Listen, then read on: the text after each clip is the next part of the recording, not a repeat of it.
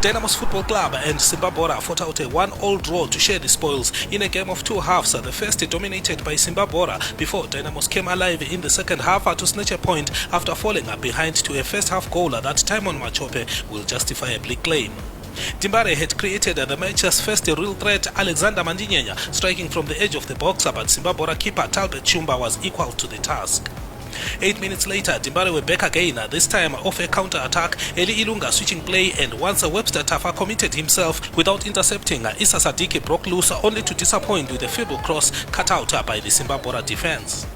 Go Bujugo's first attempt at goal arrived off a half-cleared corner, and picking up an attempt at goal, Webster Tafa went spectacular only for his overhead kicker to flash above the bar.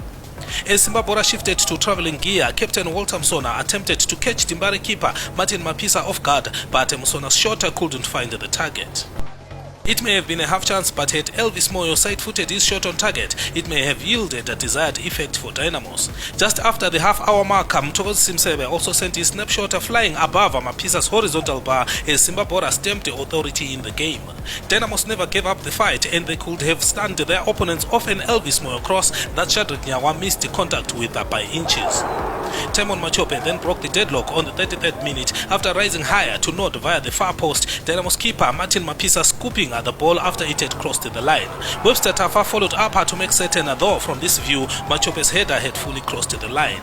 Whoever was awarded the goal, it still belonged to Simba Bhora, and Go Bujugo had gone into the lead. Dimbare had 12 minutes of the first half and an entire second to chase the game. They showed intent before the end of the opening half, first pinning Simba Bhora in their box to eventually find Elton Chikona, whose shot was well read by Talbot Chumba.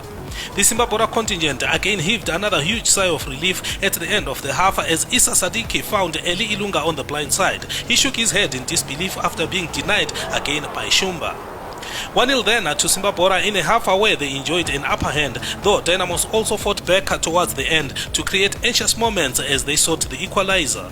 It was a totally different story in the second half as Dynamos went full throttle in search of parity, coming close off a corner that Tendai Shemagwaza directed wide off the left-hand post. You could tell Simba were living dangerously, and they were in a miraculous escape after a low cross from the right caused all sorts of pandemonium in the box, finally scrambled away by Webster Tafa. Dynamos were level 8 minutes from the end after the Simba Bhora defense made a mess of a long ball from Tanaka Shandirwa, and Sadni Yurkob pounced to lob over an outdrawn Mapisa. It was 1-1. Having found the all-important goal, Dimbare wanted more, pressing on the accelerator as their opponents retreated. With the match winding to its close, you could tell Simba Bhora were now working to come out at least with something from the game, whilst Dynamos showed signs to want all, otherwise nothing. It ended with both teams earning a point as Simba Bhora slid a place down the ladder to second on the standings, following their closest rivals, FC Platinum's 3-1 win over RNL Movers. As for Dynamos, another draw in the bag as Lloyd Chigova begins his latest era in charge of the Harare Giants. It's been 4 draws in a row. Chigova brought in this week as a new broom to sweep clean, and whilst his second half performance was majestic, it still ended in a familiar result. The more things change, the more they remain the same at Dimbare. For the Premier Soccer League at Barbourfields Stadium in Bulawayo, I'm Tandazani Zimbga.